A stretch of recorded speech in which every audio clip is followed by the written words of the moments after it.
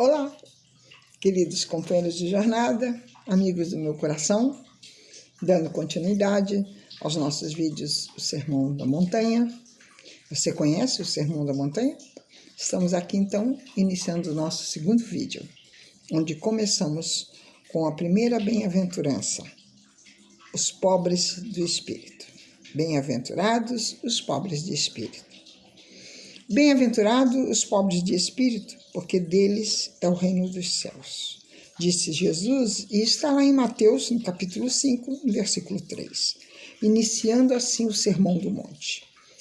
Situou assim a humildade espiritual em primeiro lugar entre as virtudes que precisamos adquirir para merecermos a glória das almas redimidas. Aqueles grandes estudiosos do Evangelho, adulterando por completo o sentido dessa máxima, pretendem que ela proclame bem-aventurado os apoucados de inteligência, os retardados mentais, os idiotas e os imbecis. Tal interpretação, todavia, é insustentável, pois a ser verdadeira não haverá lugar nos céus para os ricos do espírito, e o próprio mestre, o expoente máximo da nossa riqueza espiritual que a terra já conheceu, ficaria de fora.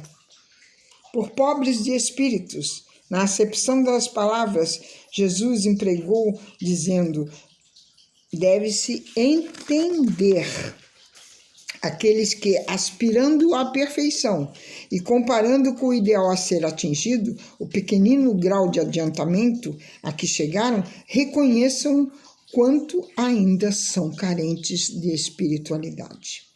São bem-aventurados porque a noção que temos das suas fraquezas e mazelas fá-los lutar por aquilo que lhes falta e em se redobrar em esforços, levando-os realmente a conseguirem um maior progresso espiritual.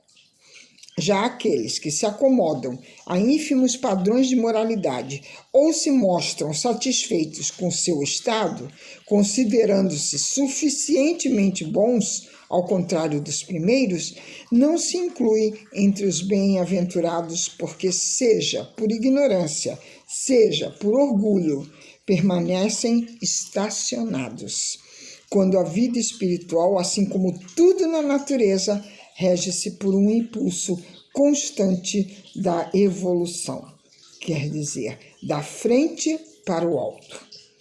Igualmente, os que entendem não ser preciso cultivar um caráter nobre e reto, porque, segundo julgam, o sangue do Cristo foi derramado para redimir os pecados da humanidade, também não são incluídos entre aqueles cuja atitude de espírito foi exaltada por Jesus. Malgrado a respeitabilidade de seus princípios religiosos, só vislumbrarão o reino celestial quando venham a reconhecer a pobreza das suas virtudes e se empenhem com afinco para a conquista de todos aqueles seus erros. Pois todo aquele a quem o Cristo haja redimido de fato terá de deixar as más obras para apresentar-se bom e imaculado e irrepreensível diante do Mestre. Está lá na carta que Paulo fez aos Colossenses, no capítulo 1, versículo 22. A colocação da humildade de espírito como a primeira das bem-aventuranças parece-nos, pois, não ser meramente fortuita, mas sim proposital, visto que a felicidade futura de cada indivíduo depende muito do conceito que ele faça de si próprio. Quem se imagina com perfeita saúde não se preocupa com ela, nem procura um médico para tratá-la. Também aquele que se presume sem defeitos, ou se já se considera salvo, descuida da rigidez da sua alma, e quando menos espera, a morte o surpreenderá, sem que tenha avançado um passo sequer no sentido da sua realização espiritual. Então, que tenhamos realmente esse cuidado, porque ao falarmos sobre a humildade, a gente pensa, que a humildade é ser subserviente, e não é. É ser humilde a partir do momento em que eu aceito que eu sou um eterno aprendiz, que ainda sou imperfeito e que ainda falho, procurando assim me redimir diante do companheiro, perdoando, amando, dando suporte àquele que precisa, como eu também. Porque a dor não é um castigo de Deus, ela é a oportunidade bendita do resgate. E em seu curto e sublime messiato na terra, Jesus exemplifica suas palavras por todos os tempos. A essência desses ensinamentos é pela humildade, pelo altruísmo, pela dor, pela renúncia, pela justiça, pela caridade, pelo saber com misericórdia. O homem erige dentro de si mesmo o reino de Deus. Vamos falar um pouquinho quando ele diz aqui: todos concordam que o mal da terra é o orgulho, um produto nefasto do egoísmo, matriz de uma pretensa superioridade que, levando o homem para as trevas ilusórias da ignorância espiritual. O homem orgulhoso abarrota o espírito de vaidades que se desfazem no túmulo. A fama por conquistas desenfreadas e transitórias, a ambição do poder, suposta superioridade de raça, religião, nação e uma glória efêmera, e etc. Todo poder desestruturado não se mantém, ainda que obtido por uma grande inteligência mergulhada em desmedido orgulho, pois num certo momento ele vai de encontro à humanidade, a essa harmonia que rege o nosso universo.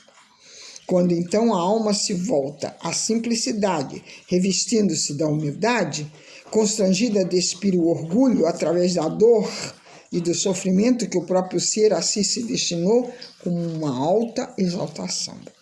Assim, dentre os maiores defeitos, destacamos o orgulho, o egoísmo e a vaidade. Todo orgulhoso é vaidoso e se reveste da sua redoma do amor próprio egoísta.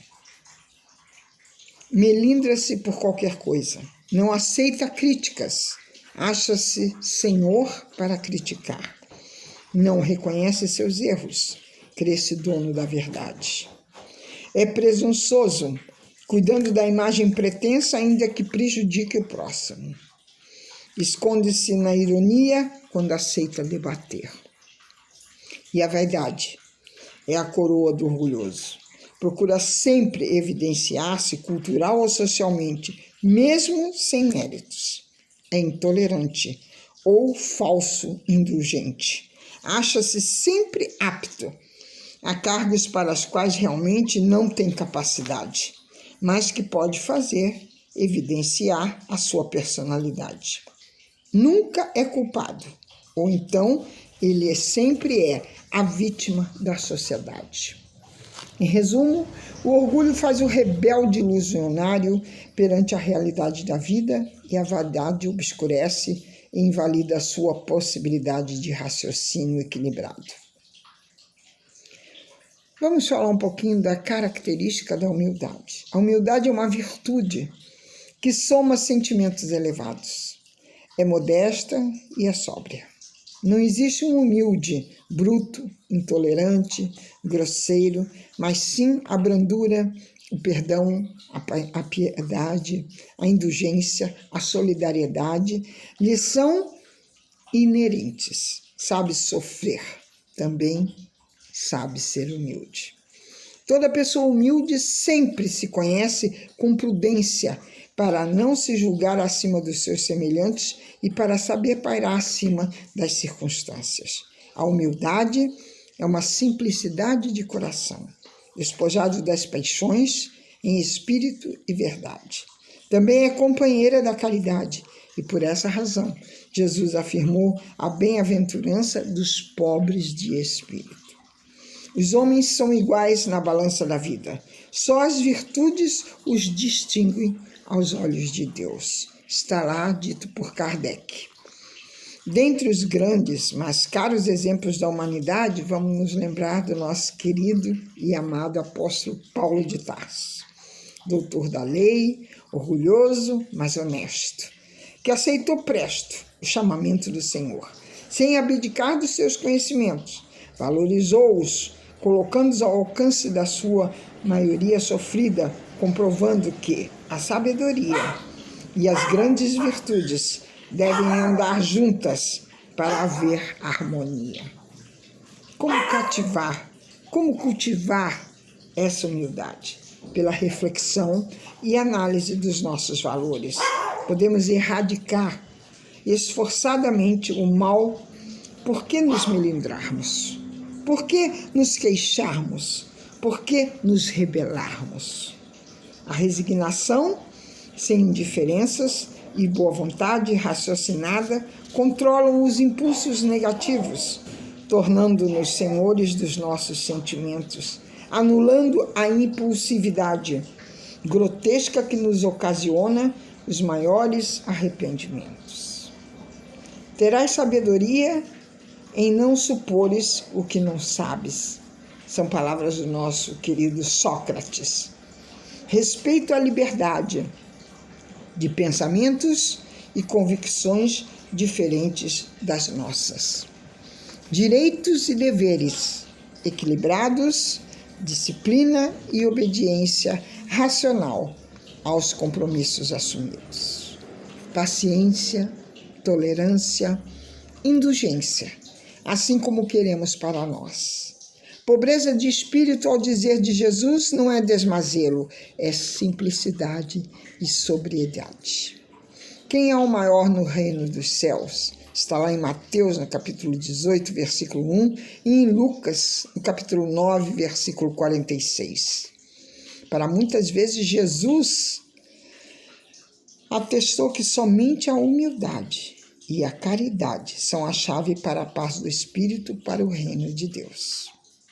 Até mesmo na hora da última ceia, ele deu seu testemunho de que a humildade é a dignidade da simplicidade ao lavar os pés dos seus discípulos. Todo mérito requer trabalho, esforço, e todo aprendizado tem seu começo. Quem quiser ser o primeiro, seja o primeiro servo. Complementou e exemplificou Jesus, bem como o Filho do Homem, que não veio para ser servido, mas sim para servir. Está lá em Mateus, no capítulo 20, versículo 28. Com Lucas, no capítulo 14, e versículos de 7 a 11, fala assim: o Senhor conta a parábola dos primeiros assentos e dos convidados das bodas, ilustrando que o que se exalta será humilhado, na realidade do seu pouco valor. E aqui ficamos com essa bem-aventurança, a primeira, e que possamos realmente começarmos a entender as palavras de Jesus. Beijos em seus corações.